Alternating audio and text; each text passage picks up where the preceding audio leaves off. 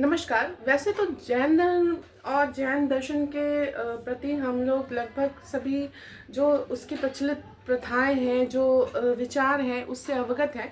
लेकिन कुछ जो सामान्यतः प्रश्न पूछे जाते हैं, जो उनके ज्ञान मीमांसा, तत्व मीमांसा, आचार मीमांसा से प्रश्न आते हैं, या उसके अनुसार अगर हम जैन दर्शन के अनुसार मुक्त कैसे होते हैं, या हमारे विचार कैसे होते हैं, किस चीज़ को हम प्रामाणिक मानते हैं और किसी चीज़ के प्रति हम क्या हमें विचारधारा बनानी चाहिए, अगर हम इसकी चर्चा करें तो ये महत्वपूर्ण प्रश्न है। क्योंकि जब तक हम किसी दर्शन के मूलभूत तत्व को नहीं जानेंगे तब तक हम उसकी व्याख्या सही रूप से नहीं कर सकते। तो जैन दर्शन जो कि स्यादवाद से बहुत ज़्यादा प्रभावित है, स्यादवाद में किसी चीज़ के अनंत पक्ष माने गए और हम उसको पूर्णतः परिभाषित नहीं कर सकते। तो स्यादवादी विचारधारा के अनुसार न तो ये किसी चीज़ का विरोध करता है, न पूर्णतः एक्सेप्ट करता है। जैन दर्शन मानता है कि जैसे कि ईश्वरीय सत्ता की मानने की बात है, तो इस यूनिवर्स को, इस ब्रह्मांड को न किसी ने रचा है, न कोई इसका पालन करता है, न कोई इसका संहार करता है। ये अनवरत चलती आ रही है और मनुष्य अपने कर्मों के द्वारा अपने विभिन्न योनियों में, जैसे मनुष्य है, जानवर है, स्वर्ग है, नर्क है, इसको भोगता है। तो ये जो मुख्य इसकी विचारधारा है वो किसी का पूर्णतः विरोध नहीं करती। और सबसे बड़ा इसका जो आधारशिला है वह है अहिंसा।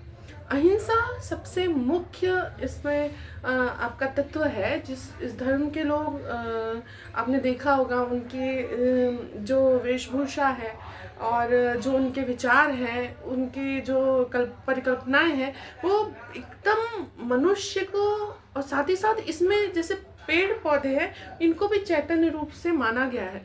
तो हम श्वसन लेते हैं तो उसमें भी हमारे अंदर बहुत सारे जीव चले जा रहे हैं। तो बहुत ही मतलब कह सकते हैं सेंसिटिव इसका दर्शन, बहुत ही मानवतावादी दर्शन आप कह सकते हैं। और ये मानव को ही एक तरह से महत्व देता है इस प्रकार कि वह एक ज्ञान के मार्ग जो होता है, ज्ञान का मार्ग जो होता है बोध, उसके अनुसार वो सही और गलत के बीच में डिफरेंस कर सकता है और सही पथ पर चल के अपने परम लक्ष्य, जो कि मोक्ष या आप उसको निर्वाण कह सकते हैं, उसको प्राप्त करता है। तो जैन दर्शन की अगर हम परिकल्पना के बारे में चर्चा करें तो जैन दर्शन को एक और नाम से जानते हैं, अहर्त दर्शन भी कहीं कहीं इसका नाम आता है। और इसके जो प्रथम तीर्थकार थे ऋषभ देव जी, और जो 24वें तीर्थकार थे महावीर स्वामी, इन दोनों को बहुत ही महत्व दिया गया है। 24वें तीर्थकार अक्सर पूछा जाता है उनका प्रथम उपदेश कहाँ दिया गया था, तो वो वैशाली में दिया गया था और उनका पूरा नाम वर्धमान था। तो इस प्रकार से बहुत ही प्राचीन ये दर्शन है, भारतीय परिप्रेक्ष्य में देखें चाहे वैश्विक परिप्रेक्ष्य में देखें, तो इसकी विचारधाराओं से हम अवगत होने का प्रयास करेंगे। इसमें कर्म को कितने प्रकार से माना गया है, जो मुख्य ज़्यादातर नहीं देखने को मिलता, उन की पॉइंट्स को हमने यहाँ पे रखने का प्रयास किया है। तो यहाँ पे कर्म को 8 प्रकार का माना गया है। अगर 2 भागों में बांटे तो ये 2 प्रकार का होता है, घातकीय और अघातकीय। घातकीय में आपका ज्ञान वर्णीय, दर्शन वर्णीय, अंतराय और मोहनीय, ये 4 आपके घातकीय है जो पहले नष्ट होते हैं। और जो अघातकीय है आयुष, नाम, गोत्र, वेदनी, ये आपके अघातकीय कर्म है। कुल 8 कर्मों की यहाँ पर बात कही गई है। इसके बाद ज्ञान यहाँ पर 5 प्रकार का माना गया है। ज्ञान को यहाँ पे मति, श्रुति, अवधि, मन पर्याय और कैवल्य 5 प्रकार का माना गया है। और अगर ज्ञान प्राप्ति का मार्ग बोले तो यहाँ ज्ञान प्राप्ति का मार्ग जो है वो है बोध। यहाँ पे इस जैन दर्शन में ज्ञान प्राप्ति के मार्ग को बोध के द्वारा ही ज्ञान को प्राप्त किया जा सकता है। इसमें परस्पर ग्रहो जीवनम का सूत्र भी है और अहिंसावादी, पूर्णतः अहिंसावादी ये दर्शन माना जाता है। ब्रह्मांड में 6 तत्वों की बात की गई है आपका जीव, पुद्गल, धर्म, अधर्म, आकाश और काल। जीव, और ये जो सेकंड टर्म है आपका अजीव, ये सारे अजीव है। तो जीव में मुक्त और बद्ध, यहाँ पे मुक्त जो आपके तीर्थकार हैं या जो जैन दर्शनावलंबी है, और बद्ध जो यहाँ पे अपने कर्मों द्वारा बंधे हुए हैं, उनकी बात की गई है। पुद्गल, अणु और स्कंद 2 प्रकार के होते हैं, ये सब अजीव में आते हैं। धर्म गति सिद्धांत पे आधारित है, अधर्म अगति सिद्धांत पे आधारित है। आकाश अर्थात स्थान, काल अर्थात समय, अर्थात हमारा ब्रह्मांड 6 तत्वों से बना है। न तो किसी ने इसकी रचना की है, न तो इसका विनाश होता है, ये अपना अनवरत चलता रहता है और हम अपने कर्म से बनके ही, कर्मों के कारण ही अपनी गति को प्राप्त करते हैं। यहाँ पे जो 3 रत्न की बात की गई है वह है सम्यक दर्शन, सम्यक ज्ञान और सम्यक चरित्र। अक्सर पूछता है इनमें से कौन सा त्रिरत्न नहीं है, ये प्रश्न होता है। तो आप अगर 3 जानते रहेंगे, दर्शन, ज्ञान और चरित्र, तो आप चौथा आइडेंटिफाई कर लेंगे। इसके बाद आपका मोक्ष मार्ग के लिए 4 पथ बताए गए हैं: सम्यक दृष्टि, सम्यक गुण, सम्यक चरित्र, सम्यक तत्व। ध्यान रखिएगा, मोक्ष मार्ग के लिए 4 मार्ग अलग है, त्रिरत्न आपका अलग है। इसके अलावा जो मोक्ष के 2 स्थितियां हैं, एक अरहिंत, दूसरा सिद्ध। अरहिंत अर्थात ज्ञानी और सिद्ध अर्थात प्रबुद्ध। तो जो गुण बताए गए यहाँ, चैतन्य, सुख और वीर्य, जो यहाँ पे गुण है, त्रिगुण की बात की गई है, चैतन्य, सुख और वीर्य, यहाँ पे 3 गुण माने गए हैं जैन दर्शन में।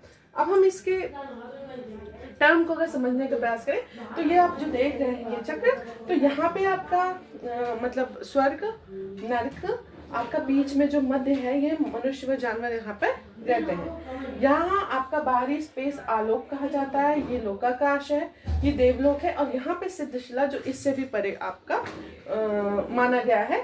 तो एक बहुत ही सामाजिक विचारों को सम्मिलित करते हुए एक ज्ञान की, ज्ञानात्मक, बोधात्मक और आप कह सकते हैं चिंतन स्तर का यहाँ पर एक दर्शन है, बहुत ही ज़्यादा गूढ़ दर्शन है। इसको हमें समझने का यहाँ पर प्रयास करना चाहिए।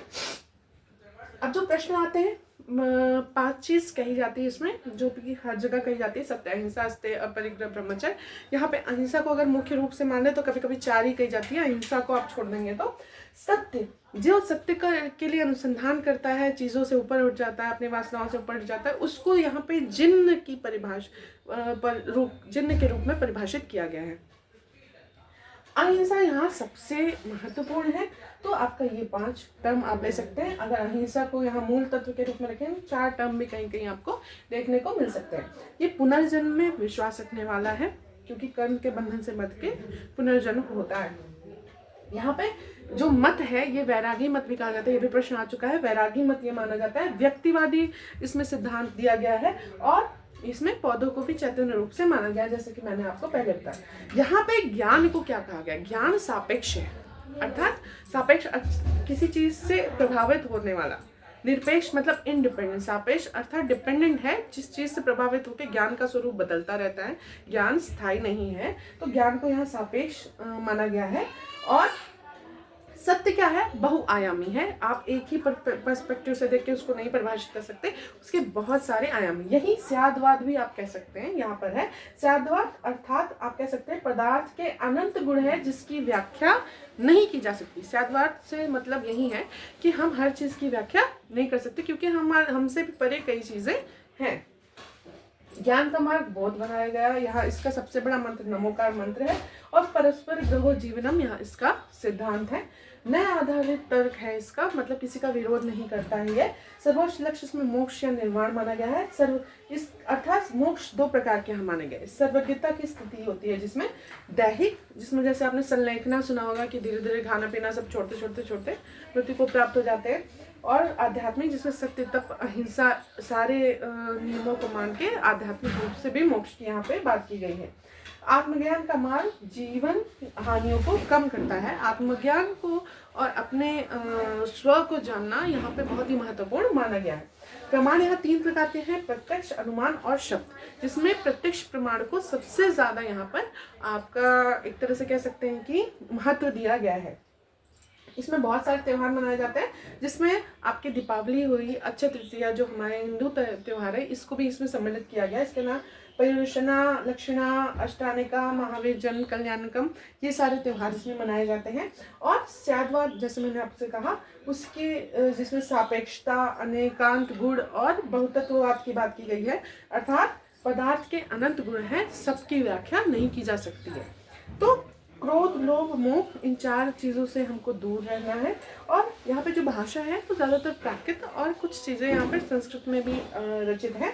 तो तत्वार्थ सूत्र इसका बहुत महत्वपूर्ण आपका पुस्तक जो लिखी गई है उमा स्वाति के द्वारा, तो यहाँ पे इसको बहुत महत्व दिया गया है। मतलब आप मातृभाषा या प्राकृत भाषा जो है उसको भी यहाँ पे मीडियम रखा गया है। 7 तत्व की जो बात की गई कहीं कहीं, तो हालांकि 6 तत्व माना गया है, लेकिन 7 तत्व की जो बात की गई है, जीव, अजीव, आश्रय, बंध, आपका संवत और निर्जरा कर्मो मोक्ष, ये 7 तत्व यहाँ पर मुख्य रूप से माने गए। कुल मिला जुला के इस दर्शन को, अगर ये इसका बेस है, अब इसी से आधारित शिक्षा की बात की जाती है तो वो आपका अलग परिप्रेक्ष्य है। हम दर्शन के मूल को समझने का अगर प्रयास करें तो जो चीज़ें, जो सिद्धांत जो इसको बनाया गया है, जो इसका कारक है, उसको हम यहाँ पर हमने समझने का प्रयास किया है। इसके बाद आगे हम जब चर्चा करेंगे तो जैन दर्शन के अनुसार शिक्षा व्यवस्था कैसी थी और किस प्रकार से शिक्षा दी जाती थी और क्या क्या उसके सिद्धांत थे, उस पर हम परिचर्चा करेंगे। धन्यवाद।